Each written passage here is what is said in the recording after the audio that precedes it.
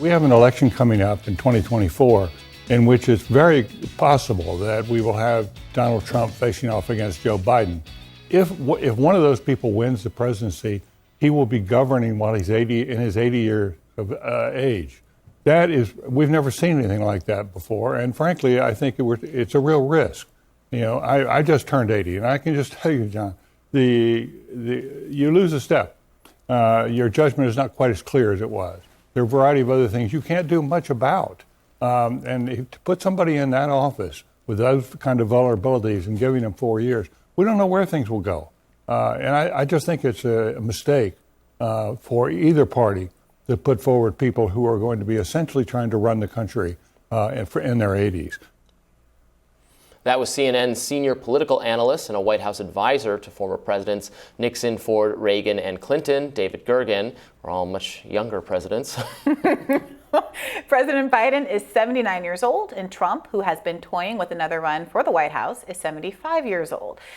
Look, I gotta say, I think the conversation about age that all these people are having, especially the Democrats, the way they're having it, is a sidestep around the substantive conversation about President Biden's specific mental acuity. It's a conversation they've been sidestepping since the primary. I remember Julian Castro and Cory Booker once made reference to it after one of the debates, and it felt like they were, caned off the stage and weren't ever allowed to open their mouths and were out of the debate, out of the campaign process altogether very shortly thereafter. You're not allowed to talk about it. And it's important to talk about because there are other old people who do not seem to have the same amount of cognitive decline. Sorry to say it, but Bernie Sanders is still racing up and down elevators, sharp as a tack.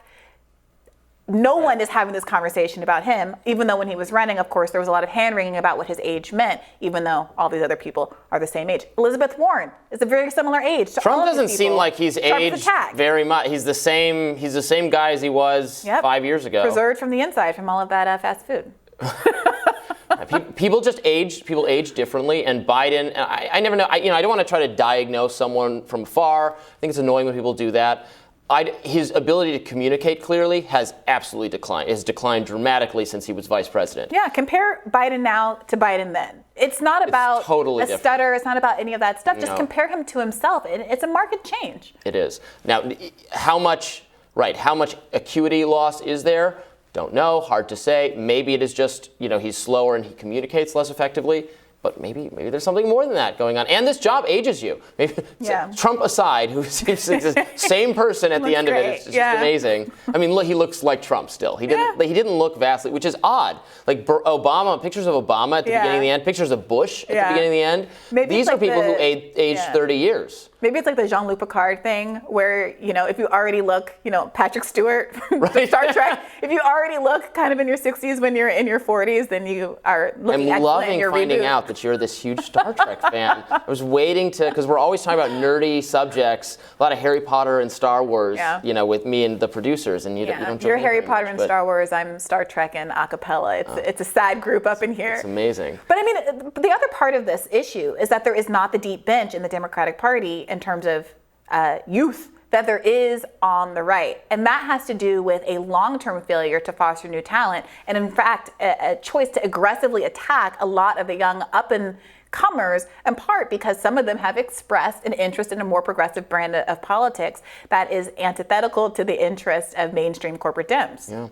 And this is a national security issue. We do have, hopefully done or lessened or diminished, but a horrible pandemic, a disease running around that massively disproportionately affects, cripples, and kills the elderly. Mm-hmm. So to have that going on now, a once in a century pandemic event, and at the time that's happening, we happen to have our oldest government ever. The people at senior levels in House, Senate, presidency, the court, older than ever. Mm-hmm. And we're lucky that it hasn't affected them worse than that. We haven't had a high-profile death, but we could have. We certainly could have. Yeah, and your point about the court is a good one. That's another place where Republicans have been much more strategic about picking people who are younger and have more longevity. Mm-hmm. And of course, we all know that we're in the situation we're in now with all of the coverage about the potential overturning of Roe, because we had not only someone who was old, but who, sadly was diagnosed with a very aggressive form of cancer while Obama was still president, but who chose despite her age, flagrantly disregarding her declining health to stay in office because she felt hubristically that Hillary Clinton was going to be president of the United States of America and that it was her turn and that she would like to be replaced by the first female president. Yeah, that didn't turn out so well. You have people like Senator Feinstein, who is very much confirmed now by major media reporting to be in a position of severe mental decline, where she absolutely cannot continue to do this job, but is continuing to do it. And members of the Democratic Party will barely even say anything about it. This is something that I really think is a huge difference between Democrats and Republicans, and why Republicans manage to have more credibility to a lot of voters than Democrats. No matter what a Democrat does, another Democrat will not criticize them. The family is strong. Once you're in, you are blood. And if you're an outsider like Jessica Cisneros or India Walton or Senator Nita Turner, you are considered to be the enemy almost more so than a Republican. You have Joe Manchin holding up the entire Democratic Party agenda, making it impossible to codify Roe, even if they got rid of the filibuster. He's still our friend. I'm sure Democrats will go and support any re-election campaigns he has. I saw, we talked, I think, earlier this week about a congressman who was unwilling to say that he would oppose Kyrsten Sinema or support her opponent in an upcoming challenge. Democrats can do no wrong. Obviously, everybody in the world can see that Democrats are doing things wrong. So if you're a Democratic voter and you're an independent voter and you're thinking about joining a party, why would you want to join a group as delusional as that who was unwilling to do any kind of introspection or public criticism? Yeah, you're right that Republicans are different. They are happy to feud and happy to fight. I saw Dan Crenshaw and Marjorie Taylor Greene were yelling at each other on Twitter. They're happy to have public feuds at this point. It's they're kind of just.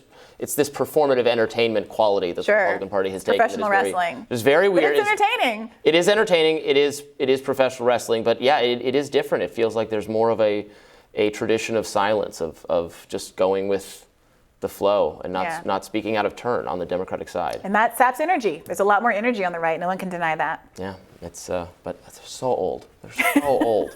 I know I get accused of ageism all the time. I like old people, but maybe not at the most senior levels of our government. See, to me, it's not about the age. It's about the health and the mental acuity. Sure. Because that's not just because of Bernie Sanders, but it is in part because of Bernie Sanders. I'm not going to look at a field and see what I perceive to be the most qualified candidate and dismiss them because of age, unless there are these other factors. And again, I don't like Hillary Clinton. I'm very much on the record about that. I was no big fan of hers, but she seems sharp as a tack too. Mm-hmm. All of these people are in the same age bracket. So it really, I think, is about what the individual can do, and that's how you avoid some of these ages. It affects people differently. It affects people differently. All right, well, tomorrow on Rising, Ryan Grimm and Emily Jashinsky will be here for Rising Fridays, and they'll be speaking with Amazon leader Chris Smalls about what's next for the organization and the union drive. Be sure to like, share, and subscribe so you never miss any content. And for those of you who like to listen while on the go, we are now available anywhere you listen to podcasts. I love a podcast. Make sure you subscribe to the Hills Podcast channel for more original content and coverage of developing news throughout the day. And everybody send Kim your get well wishes as she battles COVID. She's going to be fine, of course, but that's why she's not with us today. We hope to have her back very, very soon, remotely, of course, and we will see you all next week. Bye-bye.